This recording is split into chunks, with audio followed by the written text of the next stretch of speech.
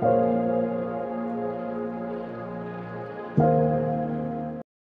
my name is James Andrell, and you are listening to the Back to Human podcast. On today's episode, today is going to essentially be part 2 of the benefits that can be witnessed by practicing deliberate cold exposure or cold plunges.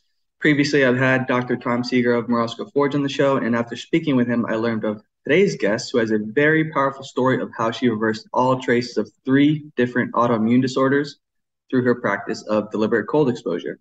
As soon as I heard about this, I knew that I had to have her on the show.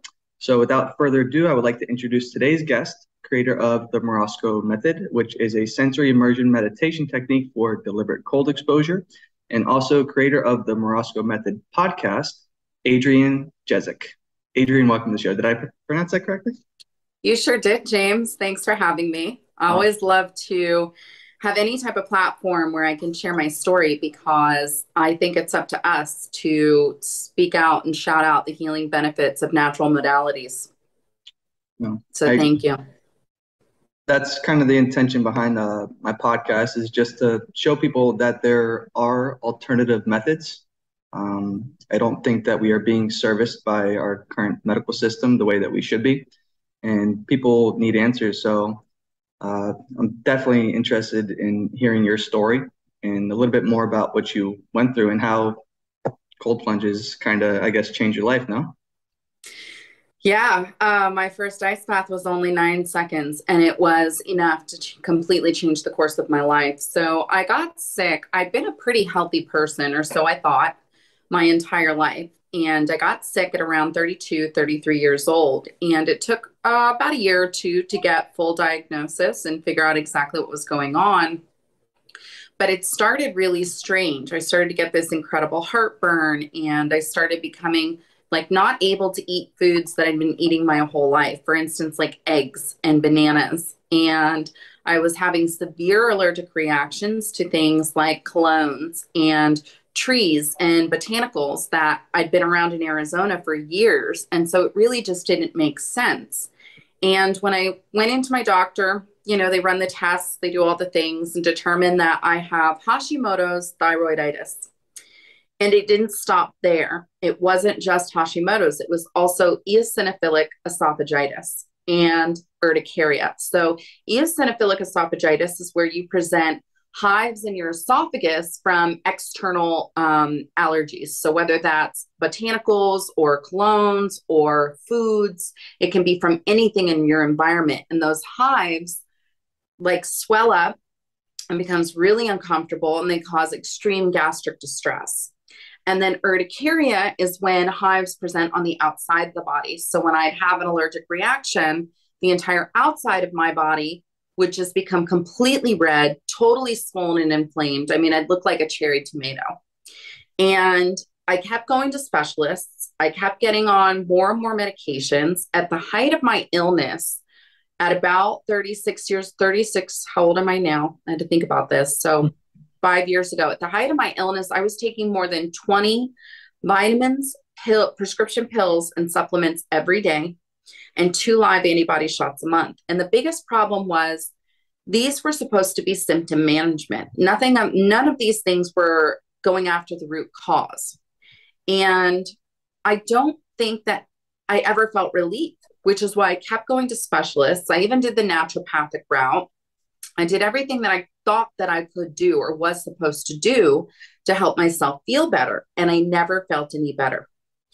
And so I became frustrated. You know, I gained about 55 pounds. I had no energy ever for anything, not for my social life, not for my work, not for my husband, not for my kids. And it was affecting every aspect of my life. So I was also becoming quite depressed and anxious. And on top of that, I could just barely move. I was losing my life before my very eyes. And the specialists were all telling me, you know, you're doing everything you're supposed to do. Just keep doing what you're doing. This is your lot in life. And I accepted that. Like, I just accepted I am a victim of chronic illness, victim being the operative word here. And this is my life now. I identified as someone who was chronically ill, and there was nothing I could do about it. Well, it started with learning about Dr. Terry Walls and how we could eat low inflammation food regimen to help with inflammation within the body. And I figured, she focused on multiple sclerosis, but everything that I was dealing with was related to inflammation. So I figured, if I could eat a low inflammation food regimen, then I must feel better. And I did, I'd get like a little more energy. My digestion would be a little bit better, but 2 years on this low inflammation food regimen, and I really wasn't seeing any major changes. And so my life is just going downhill. And at the same time, my husband at the time was in healthcare data analysis. And so he's seeing a bird's eye view of the medical system in the United States of how when someone goes in for one thing, they end up with these other things. And it's kind of this progressive effect of this is where I started with my illness and this is where I am. And it was a pretty steady pattern of I go in for this medication and this illness, then within 3 to 6 months time, I have this medication and this illness. And this pattern was happening from what he could see all over the US. And so he and I both started diving into natural healing modalities, different types of books, like what could we get our hands on to learn more about the body, learn more about where we're coming from and how to heal ourselves. And this wasn't just nonfiction, super awesome books like, Aubrey Marcus Own the Day, or, we were also reading fiction books like Hemingway, Steinbeck. Hemingway used to sit and not light his coals because he knew he worked better and wrote better and was more focused when he was a little bit cold. Nassim Taleb in the book Anti-Fragile talked about taking ice baths to help with his focus and help with his healing and help with his stress levels. And so Jason and I know a local yoga instructor here in Phoenix, Arizona, that was hosting occasional ice baths with some Wim Hof breathing in his backyard. And it would always be like Thursday night, Jason would get a text message, bring 2 bags of ice tomorrow morning, Friday, 6 a.m. And I was never able to participate because I had one of those 9-to-5 jobs. So I wasn't able to participate. And Jason said, well, I know what I'll do. I'll just set it up in our backyard. And I'm thinking to myself, like, no, I have Hashimoto's. I have an actual acute illness that keeps my body from regulating itself against introductory of outside external temperature. So if I experienced cold, anything below 70 degrees, it was painful. Not to mention, I grew up in Florida. I lived in Hawaii. Phoenix summers are my favorite time of year. 5 years into this practice, I still crave the heat. I don't necessarily crave the cold. But he said, I'm going to set it up in the backyard. You can join us or not. He invited one of our closest friends and he invited Tom. And we all sat around in this beautiful backyard and did our Wim Hof breathing and then walked over to the ice bath. My first ice bath was such a challenging, dramatic experience. I don't recommend this to anyone, but if you want to see it, it's a really funny video. It's on our YouTube. It's called Adrienne's First Ice Bath. And I put one foot on either side of the tub. I put one hand on either side of the tub. I dropped myself in. I held my breath underwater. Turns out that lasted about 9 seconds. And then I leaped out and I freaked out. And for the first time in years, this chronic pain that I had in my legs was completely gone.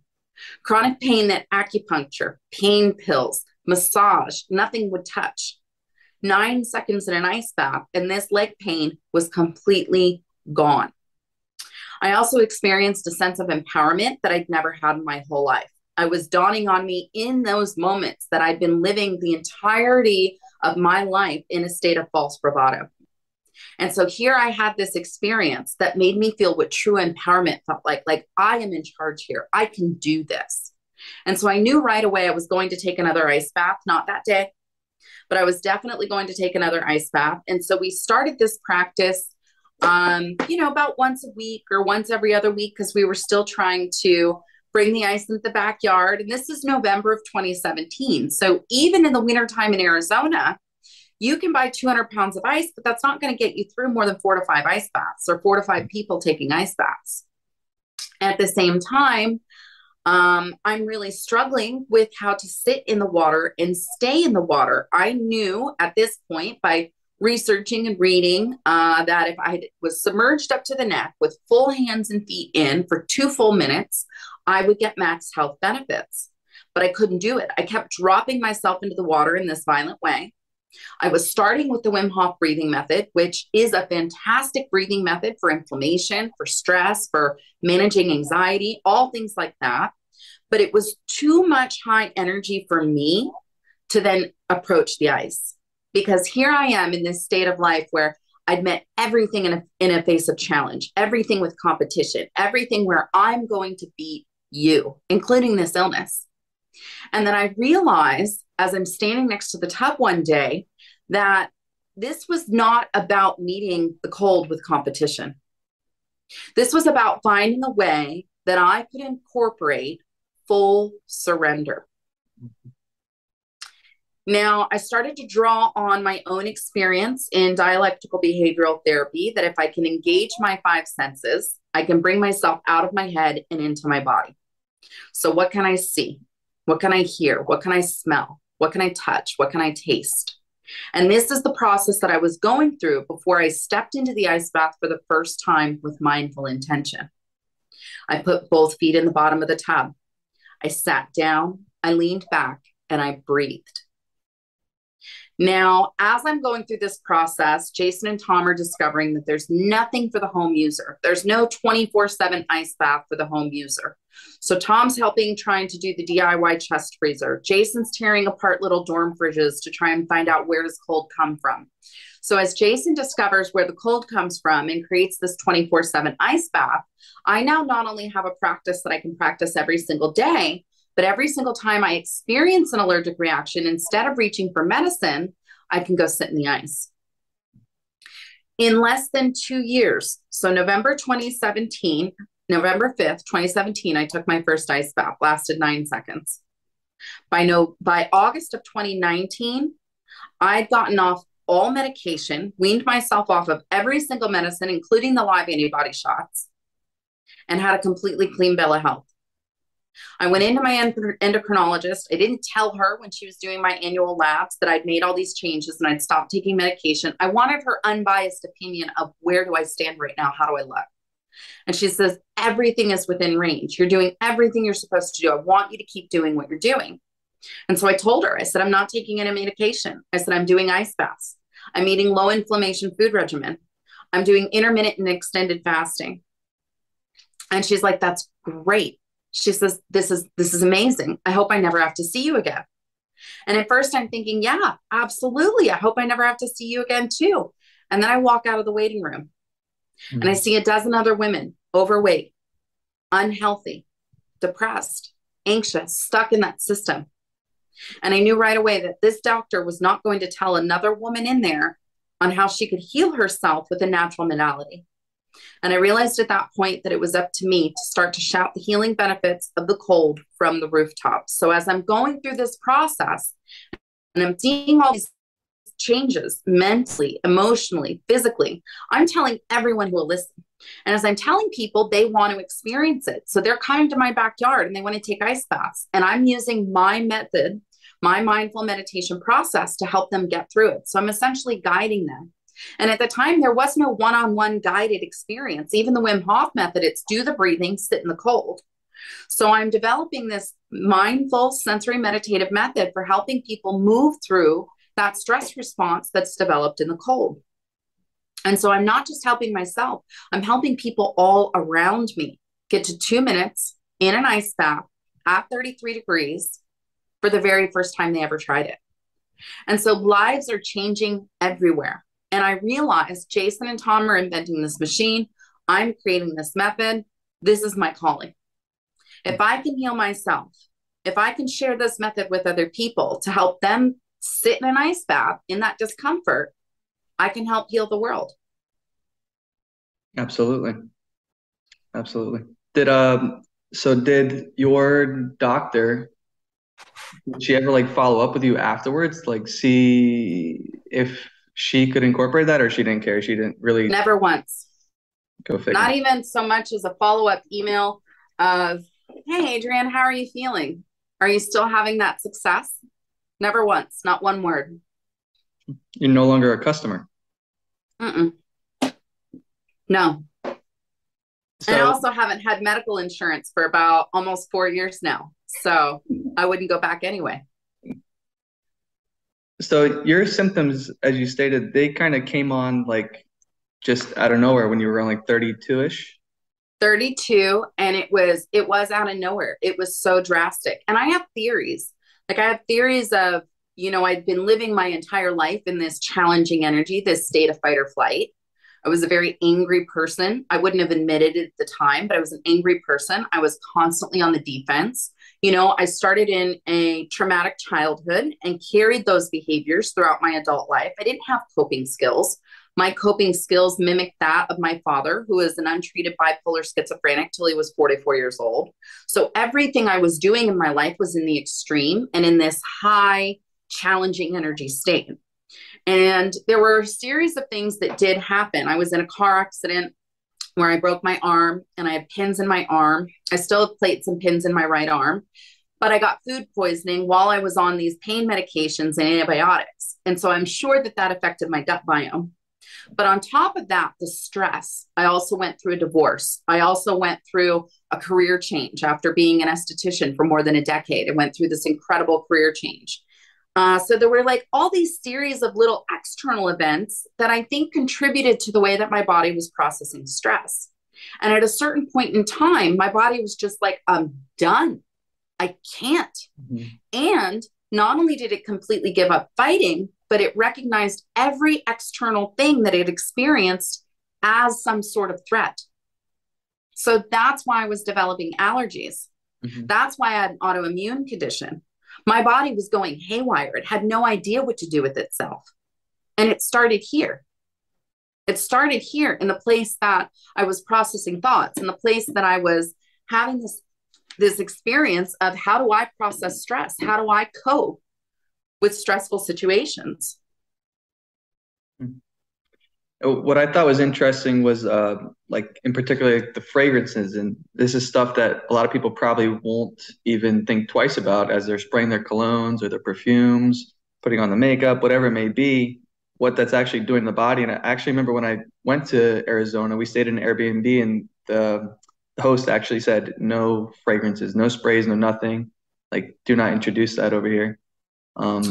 So there's a reason for that. I'm interrupting you just to tell you. So when you look at an ingredient listing, this is the most important thing, no matter what we're doing, whether we're eating it, wearing it, putting it in our homes, we need to understand the ingredients that are in the products that we introduce, whether that's a food or an external product or whatever it is. If you don't understand it, if you're reading an ingredient listing and you don't understand it and you can't pronounce it, you probably shouldn't have it anywhere in, near, or around your body. When it comes to fragrance, fragrance is an ingredient. However, it's considered proprietary. Now, this is United States based. This isn't outside the US. This is specifically in the United States. So fragrance is considered proprietary. Because it's proprietary, that means you can hide anything inside of that fragrance and you don't have to disclose what it is. There can be hundreds of ingredients that make up fragrance. One of these ingredients are called phthalates, Phthalates, phthalates. This is the reason that your grandmother's sweater smells like your grandmother 20 years after she passed. These phthalates not only stick to fabrics and materials, but they stick to our internal organs. They affect our endocrine system.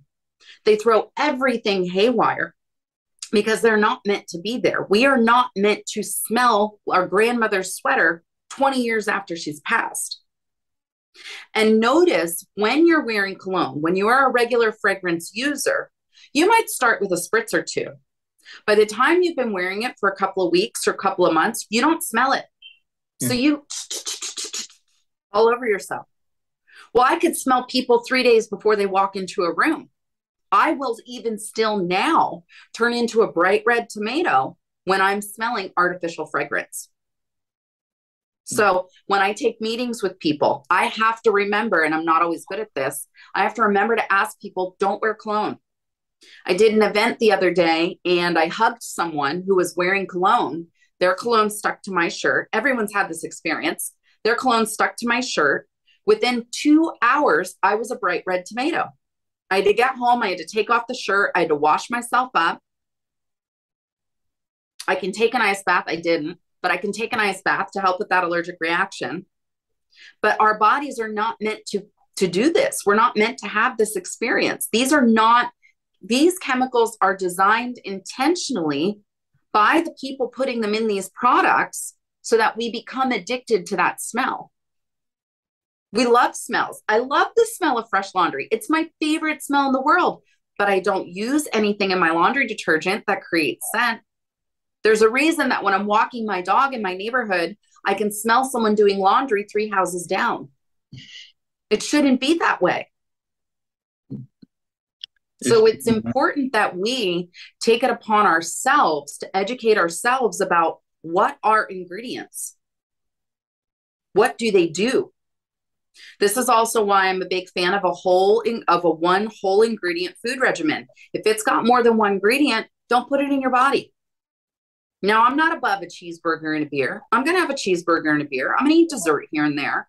But if I'm in the throes of illness, if I'm at my wit's end and I am fed up with feeling sick, like I did, you better believe I did a whole ingredient food regimen, low inflammation, as long as it took to right my gut. Our health is our job. I swear, you're saying everything that I've been saying for the past few years. So I'm so glad that you're on here, because sometimes hearing it from someone else can just resonate a little bit differently. The way that you say something sometimes, but people are definitely not conscious of what they're putting in their body or on their body. And then if you go into the supermarkets nowadays, once you're kind of awakened to it, you see that it's all crap. And I know that things stop looking like food. I mean, I look at a bag of Cheetos now, it looks more like plastic than it does food. Mm-hmm. And there's something about that too. I don't want to knock the medical system. There's a reason the medical system is there. But you cannot put your life and your health on your doctor's hands. It is your responsibility. You are the one that can say, I am responsible for what I put in my body. I am responsible for how I treat myself, and I have the power. I needed those medications for a time to get me to the point where I needed to be fully fed up. And when I had a broken arm, yeah, you better believe I need an orthopedic surgeon. Absolutely. If I had a heart attack, I would need a heart surgeon. So prior to the deliberate cold exposure practice, would you say that that was your mindset before then? Or would you say that you didn't really take too much accountability for your own health and you were kind of... I started eating well because I was so fed up with the way my belly was reacting. So I did start focusing, and I was also really fed up with being so allergic to everything. And I was in fear. I was in a lot of fear, especially becoming allergic to eggs and peanuts and bananas, which are in so many things. It blows my mind how many things those 3 ingredients are in. And so I started out of fear. I didn't start out of empowerment. I was just afraid. And so I thought, well, if there's one thing I can control, it's what I put in my mouth.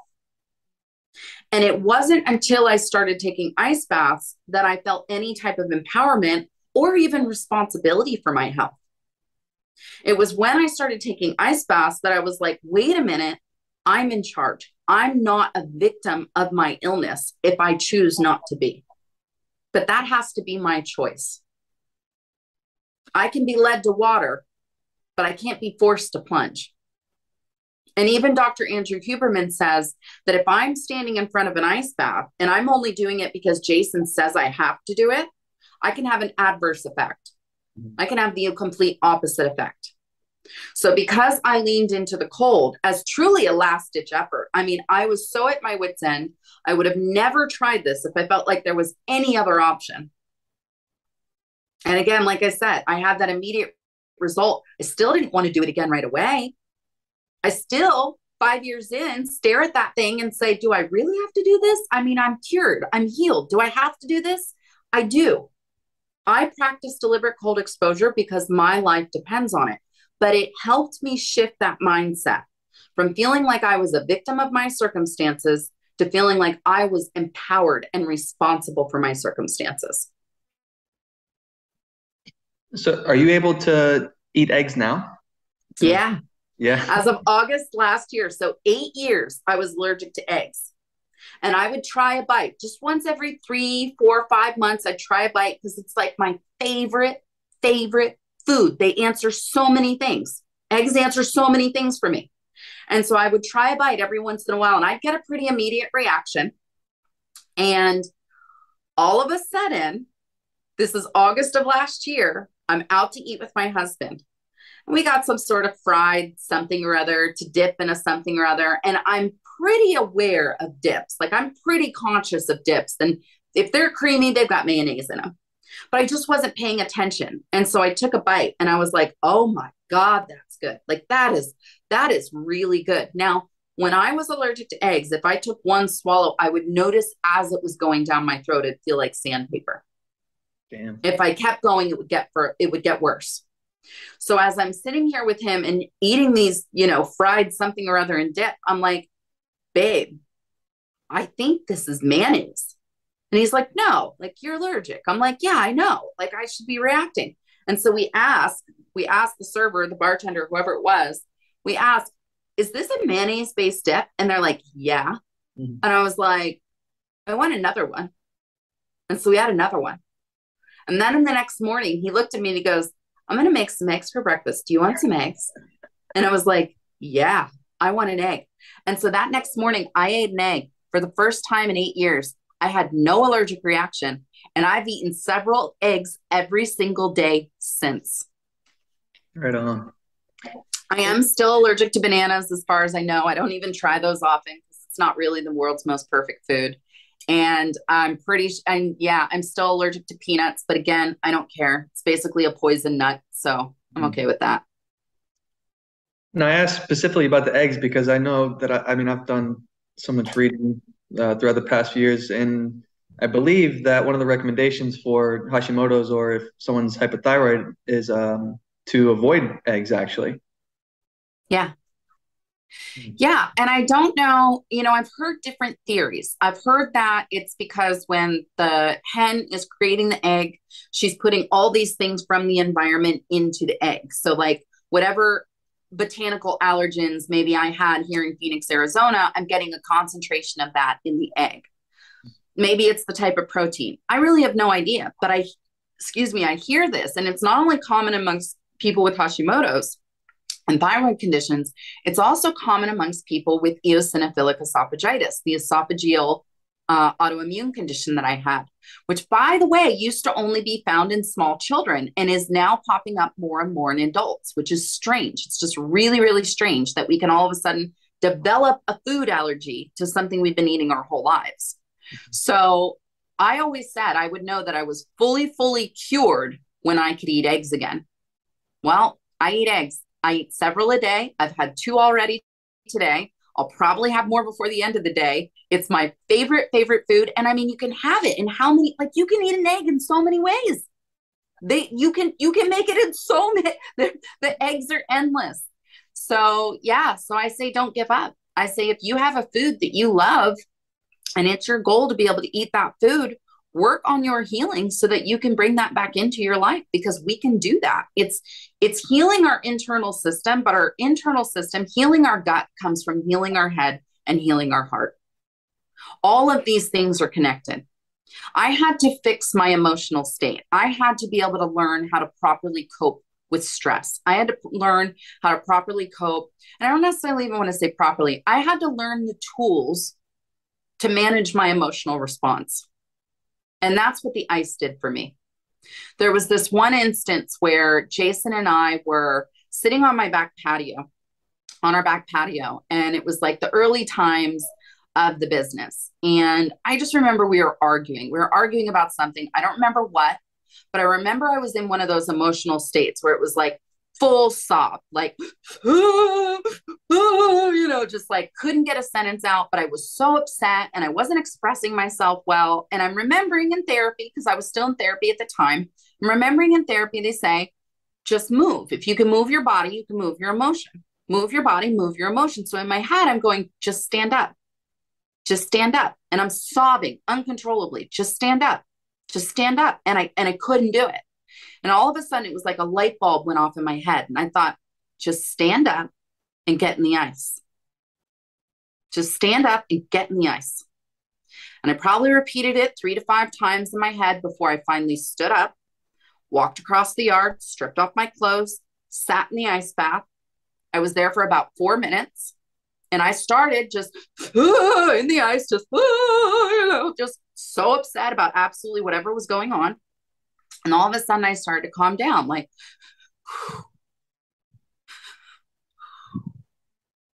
and even after I became completely calm, I stayed for a minute or two more. So it was a total of about 4 minutes.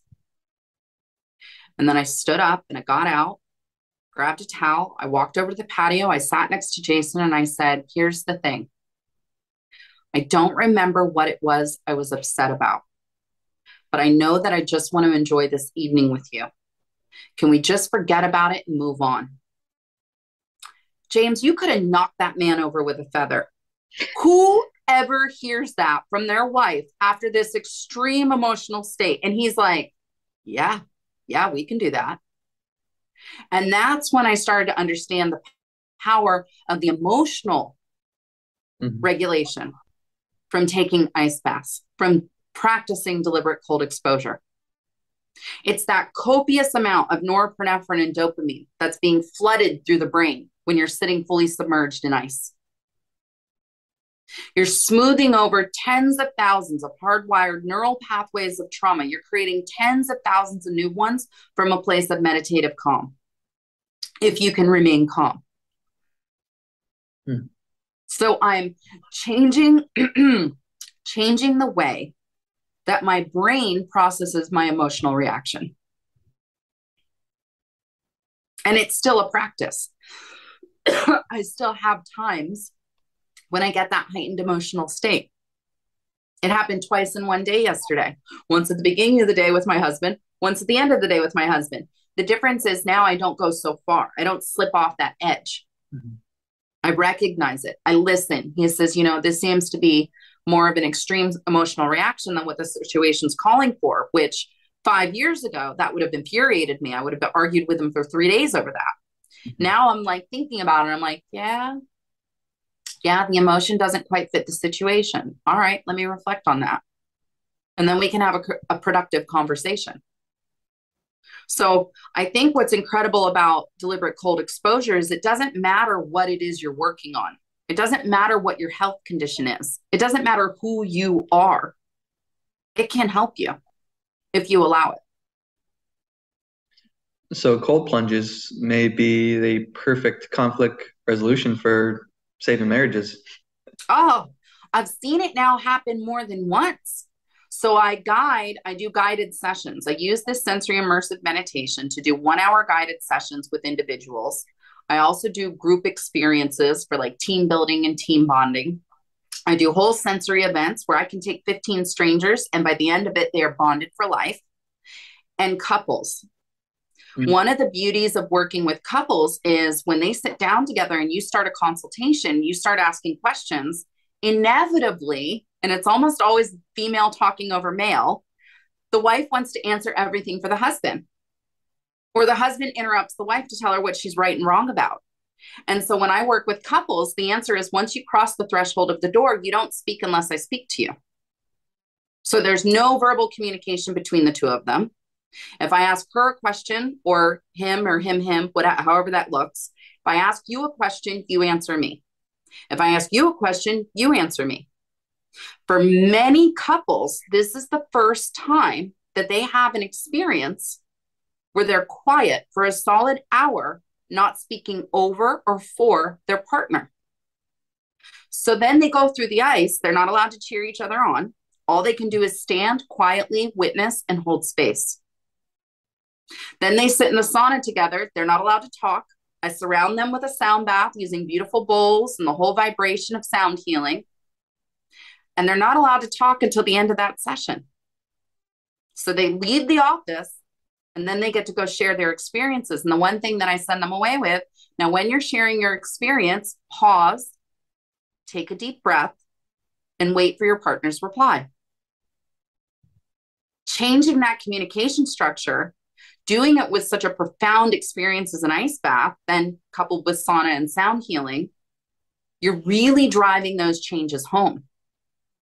I've even done it with parents and children, especially parents of athletes. Parents of athletes, they're in control. No, you don't do this, you do that. Oh, we have to do this. Oh, every time you do this, this is and I say, Mom or Dad, pause. I'm here to talk to your child. You're welcome in the room because they say you're welcome in the room. Let them speak for themselves.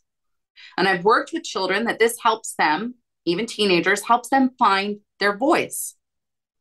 Mom, I'm still talking. Will you listen? So the ice also teaches us that power of the pause. Yeah. So I was going to say, it forces people to listen. Yeah. And not be reactive. Because if you're reactive, especially the moment that you get in the ice, like it's going to be a wrap. You'll have where you're in and out in 9 seconds, where the ice kind of owns you, at least for that little session. Yeah. I like what you said about how when you guys were arguing and then you decided just to like stand up. I like this quote that I've heard before. It's story follows state. So I noticed that anytime that maybe I'm getting a little bit tense or angry at whatever situation it may be, I look at my body language. I'm like, all right, if I'm like shoulder shrugging, if I'm crossing my arms, I'm like, that's not going to help me. So let me like disarm myself. Let me put my arms behind my back, be a little more open, calm, relaxed, and breathe through this because it's probably not anything serious. I don't think any things are as serious as we make them. And I believe that we do need a lot more tools to help us emotionally regulate, like you were saying. And I don't feel like we get this throughout our public education system. So I've had podcasts about this in the past where I don't really know what we're getting out of the mass education system right now. And when kids go to college or whatever, they're not given this initiation into manhood or adulthood. They're not really given the reins. And then they go to college, they're out partying, they're doing this. And then they're forced into the workforce. And then we're all kind of just lost and we don't know what the hell we're doing. So then when problems come up later in life and we weren't taught how to regulate our emotions or communicate effectively, then we get the high divorce rates, then we get the people that are angry, depressed, suicidal, whatever it may be. So I think that's honestly something that we need to implement much, much sooner. And what age are the kids that you've worked with? Well, how early do you start them? Is it safe for kids? I mean, I think it's safe for all ages. The beauty of I want to start by touching on what you said and say that, as we learn better, we do better. So when I was born in 1981, my father was bipolar, but there was barely a name for it. There was barely a way to diagnose it. So you go from these generations where it was shame to have any type of mental experience or mental dysregulation to these generations where they're just learning about what this mental dysregulation looks like, to this generation where they're trying to fix it and trying to come up with ways to help and heal it. And so we can only do as much as we can with the knowledge that we have, right? So I think it's important to recognize that when my dad was able to get treatment, he was better. But if he had received treatment earlier or sooner in a more natural way, it may have been a completely different experience, So we're only doing as best as we can with the information that we have. And I think when it comes to children, there's no such thing as too young. I mean, in the Netherlands, they'll put the babies right outside so they can sleep in the cold and the sunshine and build that immune response. I also noticed that when it comes to small children, they're naturally curious. Every child I've ever met loves to play with water. They love it, to splash around in it, to feel it, to be in it. And the youngest child that we've ever had in our ice bath was about 18 months. And so she had 2 older sisters. So my niece has been practicing since she was 6 years old. She's now 10. She says it's really uncomfortable, but I like how I feel when I get out. So I do it anyway. And so her and her dad will go back and forth, and he'll time her when she's in and she'll time him when he's in. But the youngest kid was 18 months old. And what it was is we were hosting these Sunday dinners during COVID at my house, like giving a place for people to convene, to bring their children, to have a social experience.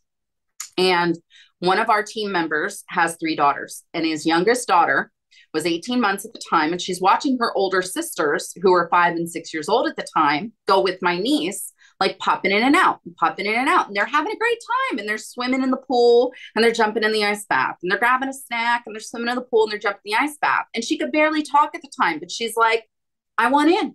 I want in. So dad picks her up, and he dunks her little body in, and she's like, ah! And so he pulls her out, and she laughs, and she giggles, and she's like, again. So he dunks her in, and she's ah, and he pulls her out. She's like, laughs and giggles. So if that's not the proof in the pudding, I don't know what is. Now, my own kids, they're not super jazzed about it. The older one did do it on his knees. Like, he'd get in up to his knees because he was growing so fast through high school that his knees were just constantly inflamed and really uncomfortable. And so, this kid was desperate and in pain when he would stand in an ice bath for a few minutes just to help alleviate that pain. The younger one only did it once because grandma did it. And so he had to do it because grandma did it. And so he did it one time. But for the most part, our kids think we're nuts. But I think that this is one of those natural tools that kids are naturally drawn to. And we're the ones who instill the fear. We say, don't go outside in the cold without a jacket, you'll catch your death. Don't go outside with wet hair, you're going to catch a cold. That's just not true. We don't get sick because we're cold. We get sick because we go from temperature controlled environment to temperature controlled environment. We don't get enough sunshine. We're not eating properly. So when it comes to children, I think this is the best way to start them, not only on building resiliency through discomfort, but teaching them tools, natural tools that everyone has access to help with their healing. Being a teenager is hard. Being a teenager in this day and age with technology is so hard. We've got no idea what that's like for them.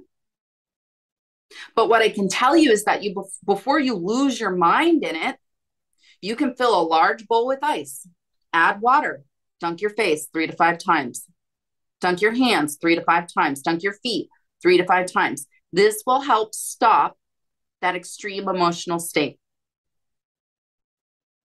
When you feel completely out of control. So we can do this when we're traveling as adults. We can do this when we're kids. Anyone can do this. If you're in a tiny apartment, you have no access to deliberate cold exposure. You can fill a large bowl with ice, add water, dunk your face, hands, and feet. Do it in that order so you're not putting foot water on your face. But there's a reason that we say, if you're upset, go splash your face with some water. It activates the body's dive response.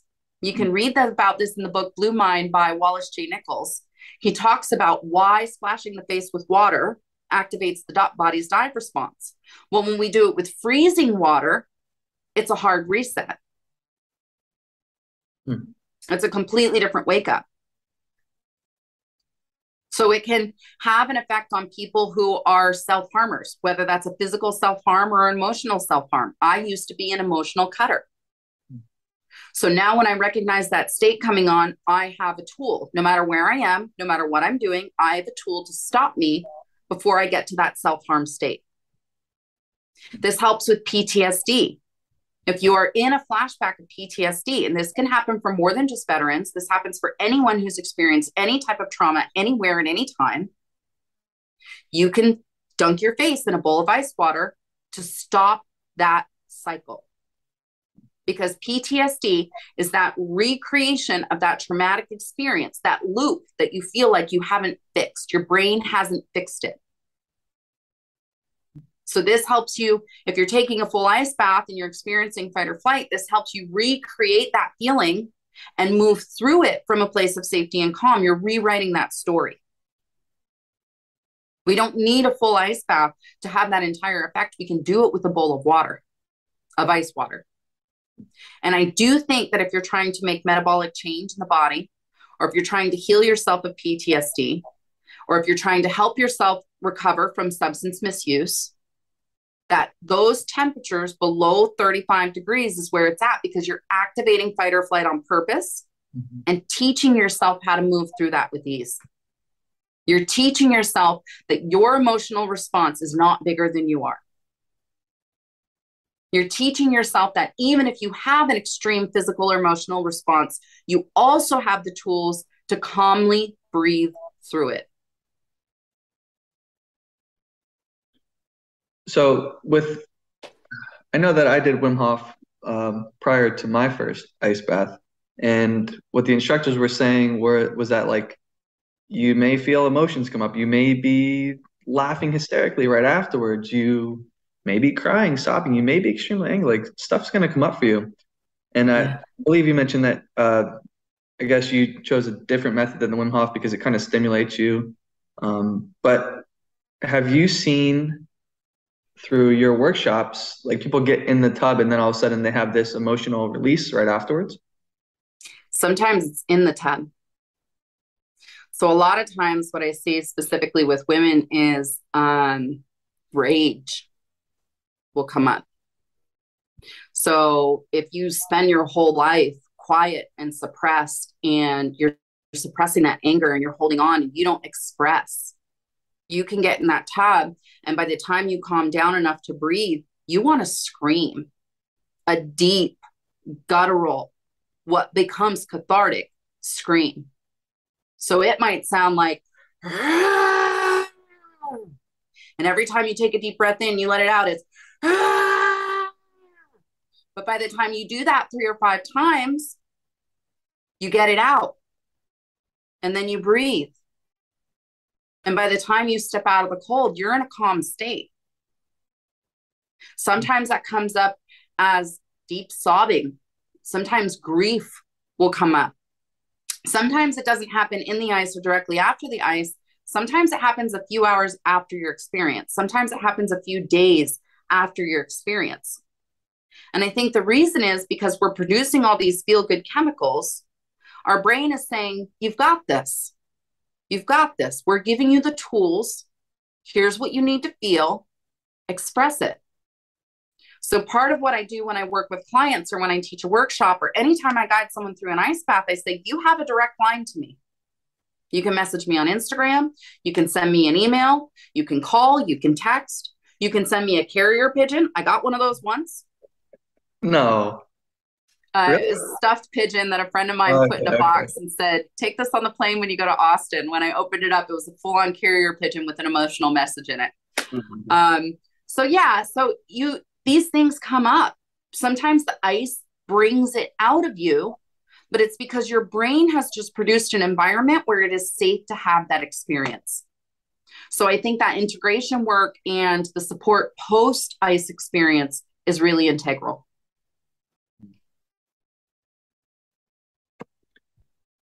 So how did you feel during your healing process, if I can ask? Because you started with the 9 seconds, and then over the period of, I think you said 2 years, then you got up to about 2 minutes. So was there days where because I know I've had surgeries in the past, and with any type of recovery that I've had, it's like I take 2 steps forward and then I get knocked back 1 step, and it's like, am I really making progress? Is this getting better? So was it linear for you? I know that's not really probable, but what did it look like for you?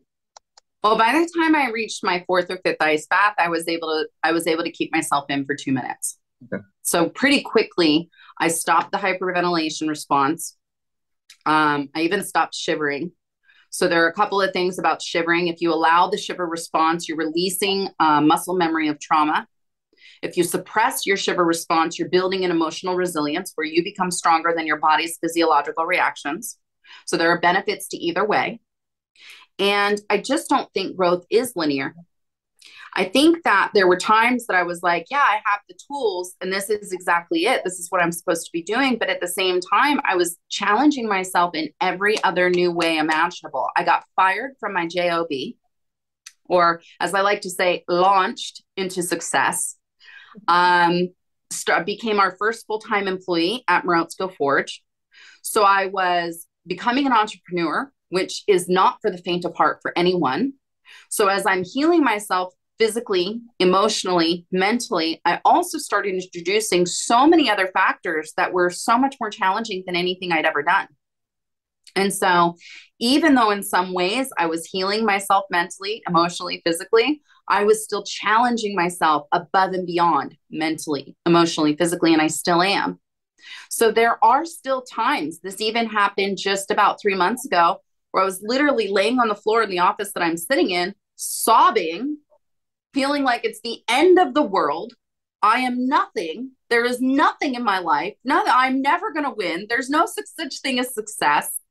And even in that grief process, because every time I go through another transformation in my life, I also go through a grief process of like what I'm letting go. So even in that deep, dark process where I'm lying on the floor and I'm sobbing and I'm having that emotional experience, I'm like, this is part of it too. Because the deeper I can sit with my pain, my anger, my sadness, my disappointment, all of those emotions we don't really want to feel, the deeper I can also experience joy and love and happiness. I can only go as far on this side as I can take myself on this side. The biggest difference now is that when I'm in that deep, dark state, and it's not even necessarily a dark state, when I'm in that alternate state, I know that that's also part of my process. Mm-hmm. So I'm not shaming myself. I don't feel guilt about it. I'm not embarrassed to tell you, James, that I was lying on my office floor for like an hour, sobbing my heart out, feeling my grief. That is part of it too. I like to say the bugs are part of it too. I used to absolutely hate bugs until I did an ayahuasca journey in the middle of the jungle on the floor, and they're just part of it. Like they're crawling all over. And so I'm realizing in this beautiful medicine moment that like, oh, they got to be here because the bugs are part of it too. So when I'm in that deep, dark state, when I'm in that state of emotional dysregulation, I remind myself the bugs are part of it too. So there will not be a time that I fully escape that. I'm not going to be done with that. It's not like on my healing journey, I'm going to get to a point where life is just all joy and light and love all the time. That's not real. I came to this body, I came to this human existence and experience to feel the full spectrum. I came to experience pain. I came to experience love. I can't experience love without experiencing anger and hate. So the deeper I go on one side, the deeper I get to go on the other. It's a full spectrum process.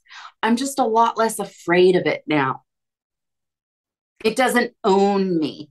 That process is not in control of me. And so I sit with it and I move through it because also I don't want to hold it in. I got to get it out because if I hold it in, that's cancer. It's going to get worse. Yeah. If I hold it in, that's disease. If I hold it in, that's me being snippy at everyone around me. Mm-hmm. So if I start becoming bitey and snippy at the people around me, that's an opportunity for me to sit and say, do I need to physically shake it out? Do I need to go have cathartic screaming release? I love car catharsis. You ever thought of this? How you can sit in your car and roll your windows up and scream and no one well, maybe they hear it, but you don't think anyone hears that. So go have your car catharsis. And maybe when you end, you hum, because then that's stimulating your parasympathetic nervous system. So when we go, or we can't do that in a state of fight or flight. So when we do that, we stimulate the part of the system that says you're safe. Everything's okay. This is all fine. So allowing yourself the full expression of your emotional experience without being afraid of that experience or admitting like, I still feel fear. I still feel stress. I don't always take an ice bath, even when I know that's probably the answer. I still, like I said, I still sit in front of that tub sometimes and go, why am I doing this? I'll still sometimes go a whole week or 2 weeks without an ice bath because I don't need to. Or I'll tell myself, oh, I'm too tired. It's too much. I work so hard. I did so much. I don't wanna, when really that's the time I probably need it the most. So, learning also to give yourself grace through that entire spectrum of our existence. That's what the ice has taught me most of all, surrender and grace. I think it's important what you said about having this like bravado about, oh, life is always so perfect, because I feel like, especially with social media, you see people's highlight reels and it looks all glamorous, but they're not showing you the flip side of things. And I say that you have to feel it to heal it. So what you're saying about like not suppressing emotions, if you're internalizing something and you just keep bearing it, or you're suppressing it by numbing out, going binge drinking on the weekends, drugs, or whatever your favorite junk food may be, it's going to manifest in another way, and it's probably going to be 10 times worse. Mm-hmm. Yeah. We can also do that with our works. We tend to say, oh, it's the drinking, it's the drugs, it's the food. We can also do that by becoming a workaholic. Yeah. We can also do that by making exercise our number one most important thing in life. We can also do that by obsessing over our healthy food regimens. So we can find ways to ignore what it is that we're working through, even in the healthiest of ways, and turn those into things that are not so healthy after all. So that's why I allow myself a beer and a cheeseburger, or a margarita and some nachos. No shame in my margarita game. But it's balance. It's grace. It's focusing the majority of my life on the health and the healing, and then understanding I get to have a full experience there too. No extremes. I don't want any extremes anymore. Yes, I'm an entrepreneur. Yes, I work really too many hours in the day. And I find areas of pause, whether that's a 20-minute nap or going outside and playing fetch with my dog in the sun for a few minutes.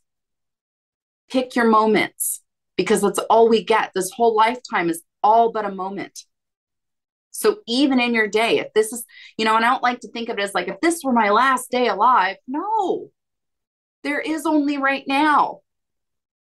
There's only right now. And right now, there's only right now. So what do I need right now? And sometimes that means pause, stop, walk away, take a hot bath, take an ice bath, do something just for you.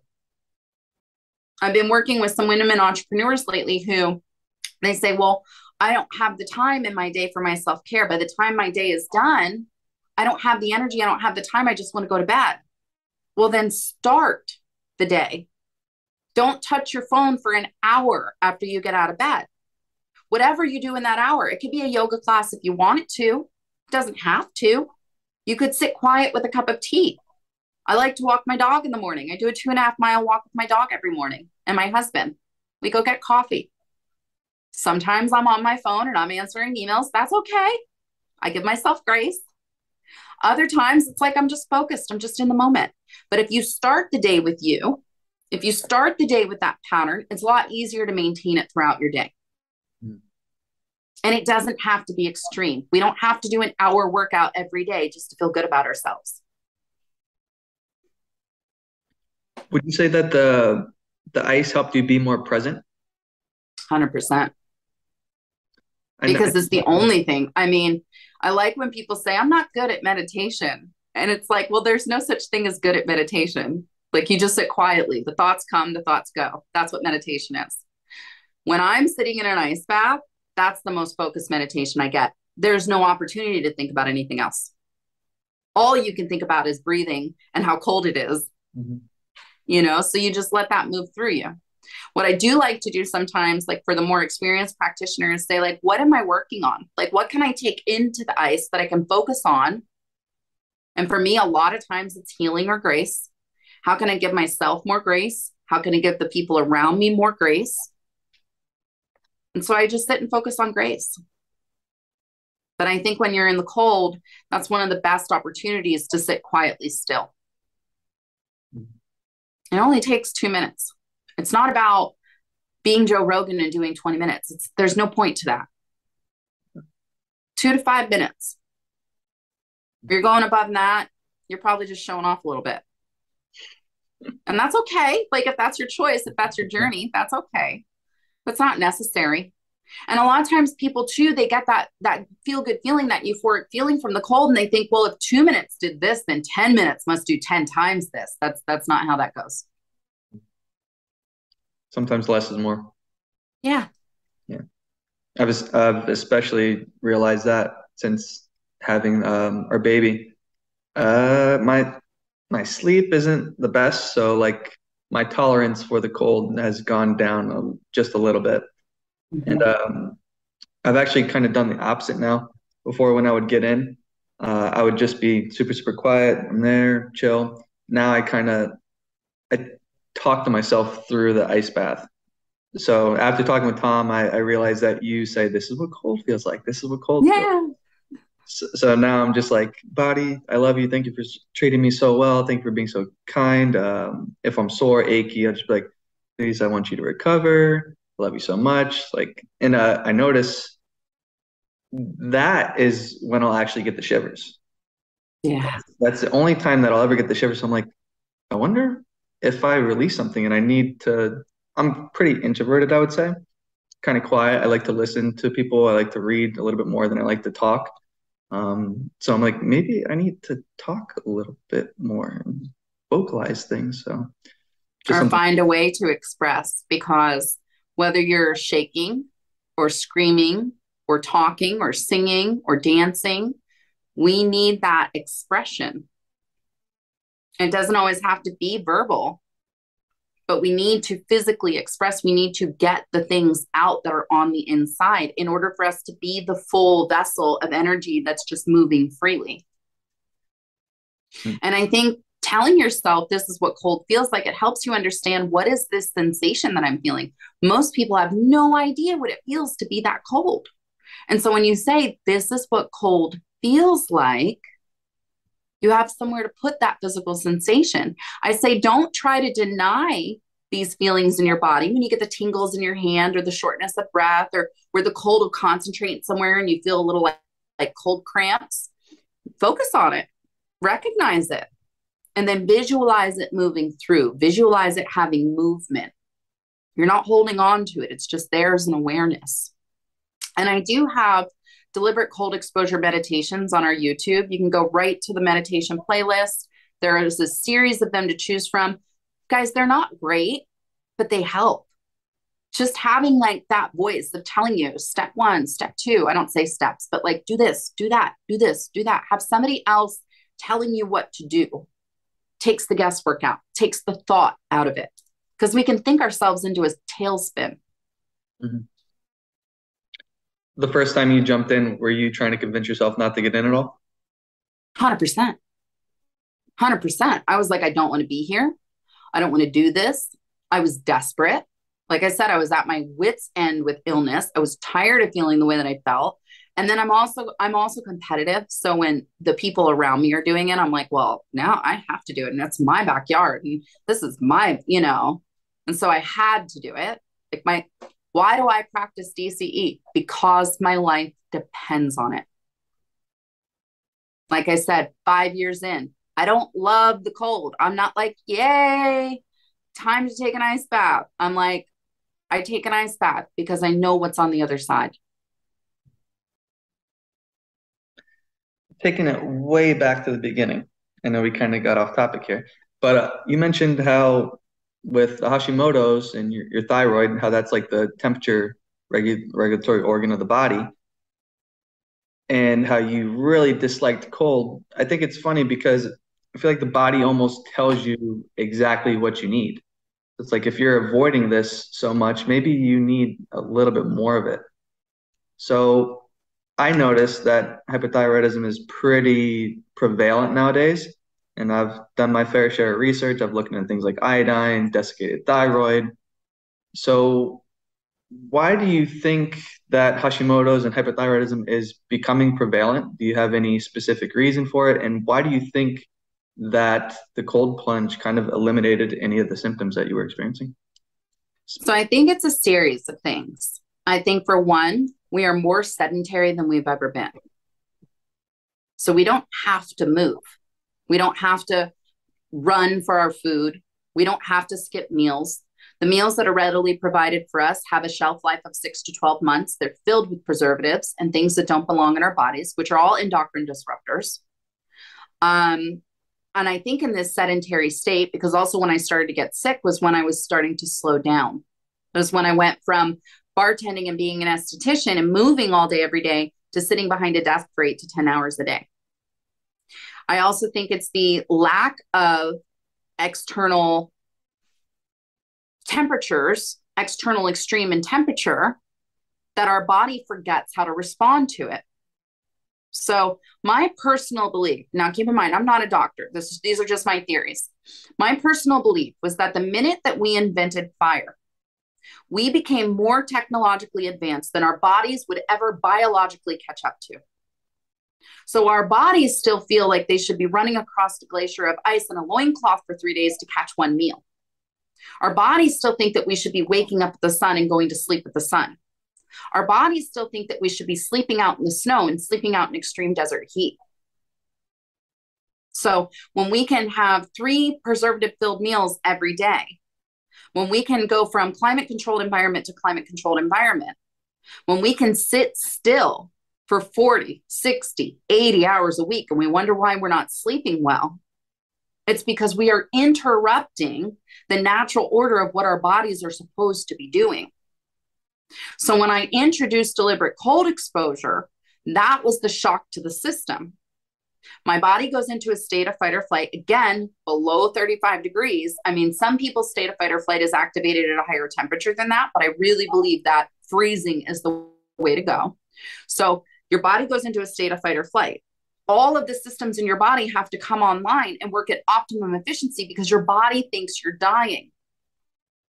So it's like that defibrillator to the system. It's like, hey, everybody, wake up. We've got a job to do. Guess what? They finally called us. We've got a job. We got to do our job.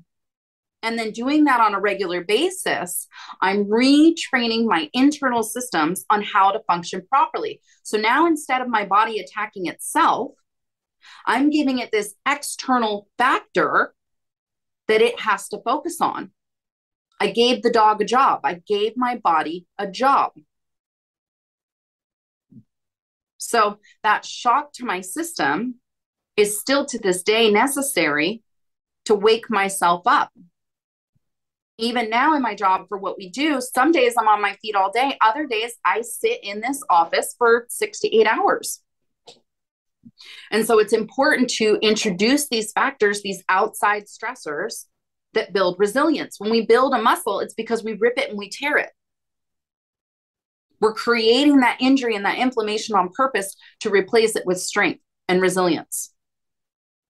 The same thing happens in the cold. I'm introducing this external factor, this extreme, to freak out my body and make it do its darn job. So when we develop any type of autoimmune disease where our body is attacking itself, what are the external factors that we can introduce to show it what it really needs to focus on? The cold just to me happens to be the most efficient. It's immediate. I don't know anything else that you can do for 2 minutes where you have an instant, immediate result. Whether it's your first ice bath, your 10th ice bath, or your 100th. It's passive. So no matter how sick you are, you show up, you sit down, you breathe. You don't have to be a bodybuilder. You don't have to have a perfect diet. I hate to say diet. You don't have to have a perfect food regimen. So it seems like overall, like just a lack of stimulus and a lack of, the word that comes up for me is experience. Like we don't seem to be experiencing life the way that we were meant to. It's all the way that our bodies are still trying to, the way that our bodies crave it. And then when we're teaching ourselves to move through those responses with a calm mindset, we're teaching ourselves also, this is the beauty of the Morozko Method, you can use it in the cold, but you can also use it sitting in traffic. You can also use it when you're having a difficult conversation with a loved one. You can also use it sitting in a boardroom. No one even has to know. You can incorporate this method at any time in any place. My husband turned it around on me yesterday and he goes, oh, if only you had a method that you could use to calm yourself down right now and change your mindset. And I was like, did you just turn me on me? Yeah, he did. He was right. I couldn't argue. Like he was right. But this is a passive therapy that gives immediate results. Whether you take one ice bath and you never do another for your life, you are a changed person. Whether you take an ice bath and you develop it as regular practice, you will continue to change yourself. So what is your current practice look like? Well, not great. I can edit this out if you need to. No, So I've been teaching a lot. And when I'm teaching, I'm not getting in, which is really the antithesis of what I ought to do. So I did a workshop last Sunday. And if I'm in my own space, I'll start with my own ice bath because it puts me in that, it fills my own cup before I give to a bunch of other people. So a week ago, I did one because I held an event. I had an event with this series with a group of women. They're all entrepreneurs, all in business, all going all the time. And before I hosted this event, I took my own ice bath. I had my own practice where I sat quietly, did my practice, filled my cup. But then when I taught my workshop, I was at someone else's space. And when I'm in teaching mode, I'm not receiving, I'm giving. Then this week, I also did 3 other events. And in these 3 events, again, I'm giving, I'm not receiving. Now, ideally, when my practice is on point, I come home or I start with my own practice, my own self-care practice. This week, it just hasn't looked like the ice. It's looked like hot baths, also because of, where I'm at in my cycle as a woman. So sometimes they say for women to avoid the cold around your cycle. I say, try it and see what you need, because what you need this month might be different than what you need next month. And these theories are also based usually on Ayurvedic medicine. Well, Ayurvedic medicine made a lot of sense thousands of years ago, but we're in a different society. We're in a different technology now. So I say, learn the conversation between your body and your brain and see what you need. So this week, what I have needed is heat, hot baths, Epsom salts, lavender. And I've given myself that. Next week, that might shift.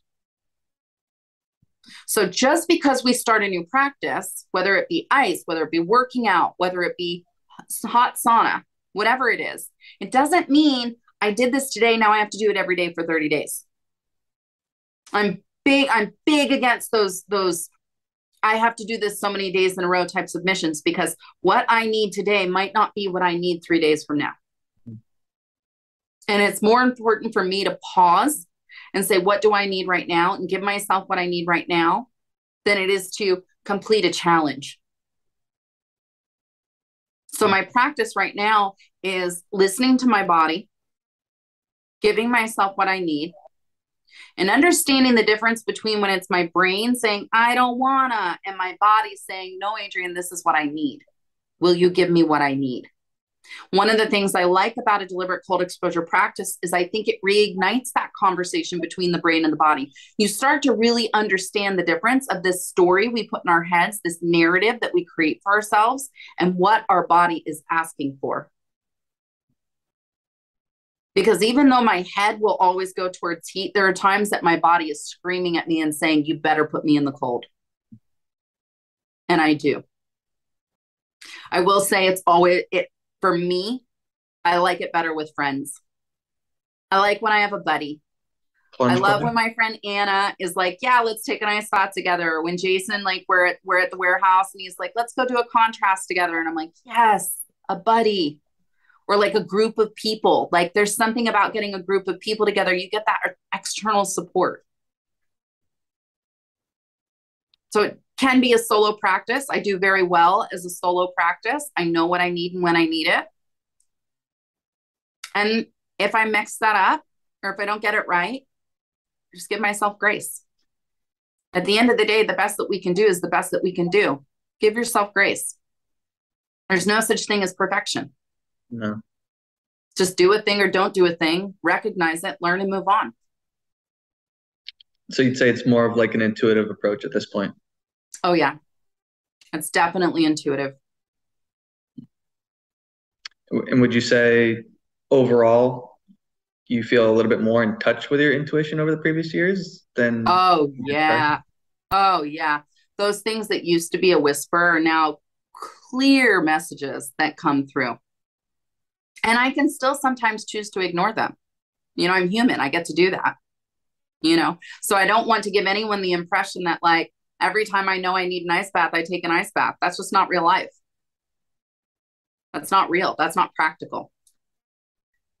I'm a human too. I do human things. I'm just trying to learn to give myself grace in all of it. Very important. Be patient with yourself. Yeah. Yeah. And be your world's best cheerleader. Don't ever shame. And I say this, even though I do still sometimes do it, try not to like shame yourself or guilt yourself over what you do or what you don't do. I don't have a regular workout regimen. I walk 2.5 miles a day, 5 to 7 days a week. That's my biggest workout regimen. I move a forge, which is about 350 pounds or 300 pounds. I move a forge here and there. I don't have a big workout regimen right now. I give myself grace in that. I understand I would do better if I was more physically active. I'm giving myself grace. I'm going to find something that works for me.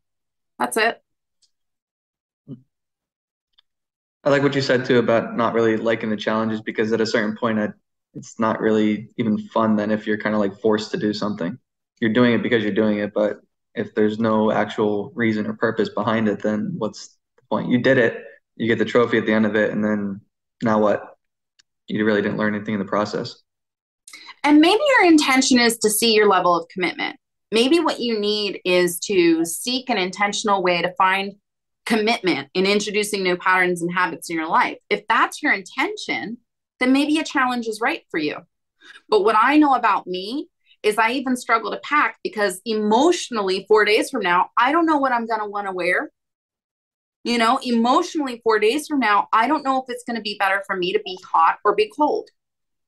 Emotionally, 4 days from now, and I don't mean emotionally as in my emotions run me. I'm saying 4 days from now, when I sit with my intuition, I don't know if I need to fast or if I need to eat. I have to sit with myself in that moment and say, where is this coming from? And then I get to choose to lean in or ignore. So what advice would you have for anyone that's kind of on the fence? And I would say particularly for women that would be on the fence about trying to get in the cold. Well, I think this message goes pretty well across the board, and that's that try it. If you don't like it, you never have to do it again.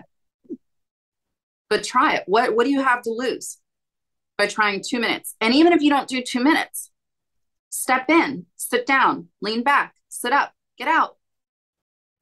But if you're going to do it with intention. If you're going to do it, choose mindfulness. So if you get in calm. If you get out, calm. Don't get out and freak out and do what I did and freak out and roll into yourself. Stand tall. One of the things that I teach as part of my method is to get out of the ice and stand in a power pose. This pose is actually called arms akimbo, but they call it power pose. They nickname it power pose or warrior pose because it can create chemicals of calm and confidence in the brain. So your feet are standing wider than your hips. Your hands are in fists on your hips with your thumbs pointing behind you. Your chest is out, your shoulders are down, your chin is up, and you breathe. We can do that at any time of the day, anywhere, to create calm confidence in our brain. So if I step out of the ice and I roll into myself and I grab a towel and I freak out, I'm creating a physical muscle memory of an anxious experience. If I step out of the ice and I stand in power pose, I'm creating a physical muscle memory of calm empowerment. So if you step in as a queen or step in as a king, exit as a queen, exit as a king, stand in power pose, own your experience. Decide later if you ever want to do it again. Maybe you do, maybe you don't. I have a good feeling you will. I like to say I create instant ice addicts because of that chemical dump that happens in the brain. You get so much norepinephrine and dopamine for a 2-minute ice bath. It feels so good. It creates this feeling of euphoria, but you feel like you're high, but it's all on your own natural chemicals. That's why Wim Hof says, get high on your own supply. Mm-hmm. I love that. I love him for saying that. I like that. And it kind of reminds me of something totally unrelated, but when I was learning how to do like backflips with my friend, I would be in this gym with like a soft surface and I would do the backflip into like a foam pit or on pads. And then finally I nailed it like on the harder surface. And then the very last repetition that I did, I kind of bombed it and I stopped right there. So then anytime that I would want to try in the future, that's the last thing that's on my mind. So if you're ending the cold plunges and you're in like this fearful fetal position state, you're not owning it, then that's kind of exactly what you're going to remember the next time. That's why they say get back up on the horse. Mm-hmm. You cannot walk away when the horse is thrown you. That will be all that you remember. Mm-hmm. If the horse throws you and you get back up on it, that's what you remember. We are in charge of this experience. We are in charge of our reactions to it. And we're in charge of giving ourselves grace when we don't nail it. We're not here to nail it. We're not here to master anything. We're here for practice. We're here for our purpose. And we get to decide what that is. But we get to. We get to heal ourselves. We get to learn these tools. We get to fall, pick ourselves up, fall again. We get to carry our scars. We get to carry our wounds. We get to be honest about exactly where we are. I love that. I love the wording that you use there too. So would you... And sometimes that ends up in a puddle on your office floor, sobbing your eyes out. So what? Get back up. Get back up. Get back on the horse. And don't rush it. Would you mind discussing what what the workshop is actually like? Because I know there was one in Boca just recently, and I was trying to get in there last minute, but I just couldn't. I heard so about I keep them. before. Yeah, I'd love to share this. So I keep them intimate, and there's a reason for that. I think when you get the crowd, when the crowd becomes too big, you lose some of that individual attention. So I max out at 12 to 15 people. And there's a reason for that. I really want each person to have have an individual experience. So it's a 2-day workshop. We start at 9 a.m. We end at 4 p.m. We start the day with an ice bath. You start by taking an ice bath because you have to calmly move through 2 minutes in freezing cold water before I can teach you how to calmly move through someone else through 2 minutes in freezing cold water. I teach you about contraindications, best practices, how to guide an ice bath with the Morozko Method. The Morozko Method is a sensory immersive, mindful meditation, utilizing all of our senses to help guide yourself or guide someone else through that fight or flight response in the water. So I'm teaching you how to use meditation, a little bit of hypnosis, sound bowls, scents, how to create an atmosphere of ceremony, how to create yourself so that when someone shows up, even if they're a stranger, they can instantly lean to a place of safety and trust with you. On the end of day 1, you also take an ice bath. For many people, this is the first time they've done 2 in one day. And this is so that we can start to understand you can go through the guided method experience with me so you understand what it's going to look like. On the beginning of day 2, that's when you get to practice. So you go home that night, you've got your guided script, you practice it. You're not going to memorize it in one day, but the words are very intentional. They've been designed with intention to create that hypnotic state. So on day 2, you start by guiding each other through an ice bath so that you can get that hands-on experience. On day 2, we also learn about why we do what we do in the guided meditation, about what these words and the power of language does when we're hosting a one-on-one or a couples experience or a group bonding experience or a sensory experience. We also learn how you can create deliberate cold exposure as a guide, as your entire business, or how you can add it on to whatever business you're already in. On the end of day 2, we invite cold cups. So it's an open call for anyone who has never taken an ice bath to come and take an ice bath. And I love this part because so many people show up ready to take their very first ice bath and be guided by these brand new practitioners. And then this gives you the hands-on experience to see exactly what it's like when you're guiding someone through that fight or flight response, which is going to look different on James than it is going to be on Adrienne, than it is going to be on Jason. It'll look different on every single person. There's no way to prepare for what their response is going to look like. At the end, we have a certification ceremony. which is really fun. Everybody gets their certificate. And there's just a lot of hands-on. So I don't teach like everyone sits in their chair, they're all still and I'm talking. I do a lot of talking, but if you want to stand, if you want to stretch, if you want to move your body, you don't have to ask.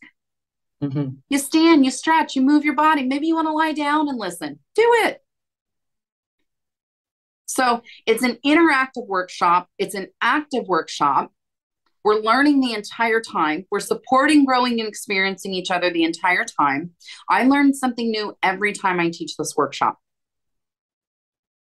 I make a little adjustment every single time I teach this workshop. The other thing is, once you become a deliberate cold exposure guide, you are also part of my network. So you get to be a part of my monthly calls.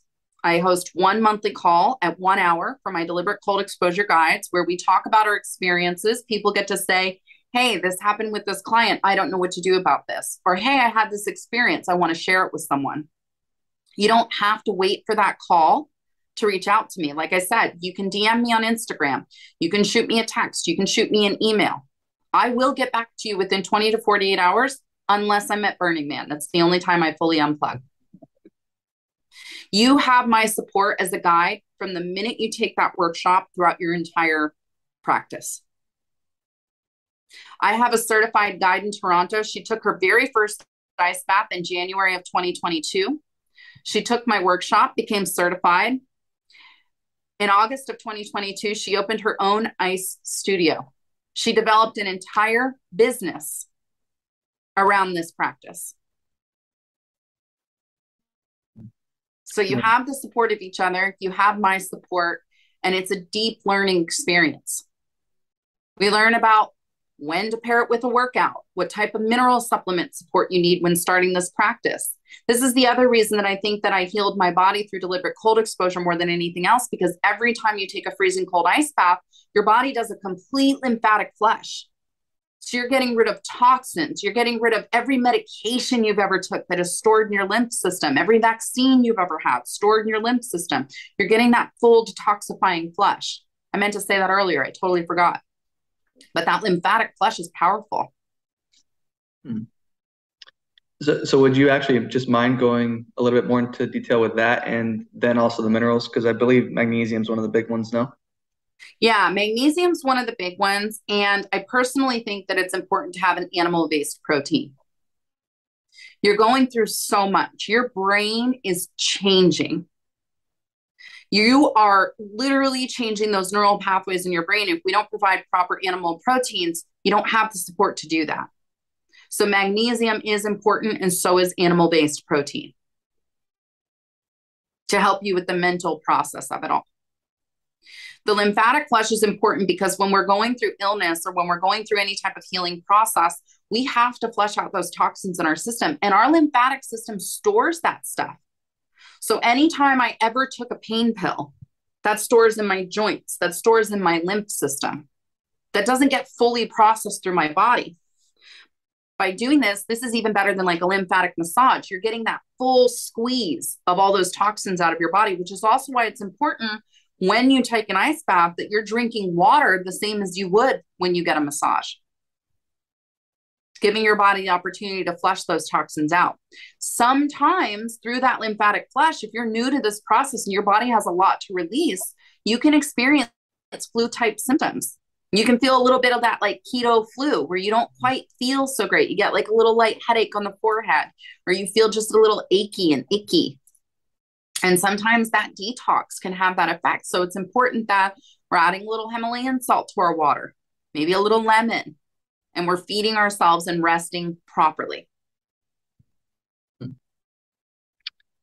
I never actually thought about the lymph system with the ice, but I guess since the lymph and the circulatory system, they kind of go hand in hand together, you're kind of just getting this squeeze and this flush.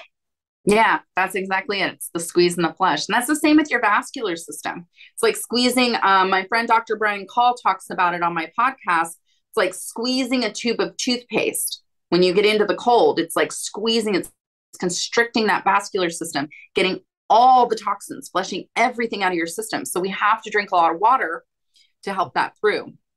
And, you know, electrolyte drinks have become really popular. I just encourage you, if you can't pronounce the ingredients, don't put it in your body. Element makes a really good one. It's LMNT. Mm-hmm. And you can read every ingredient. You know exactly what's in it. But Himalayan salt does the same thing. Adding a little sprinkle of Himalayan salt to your water can do the same thing. Just help beef up that electrolyte support.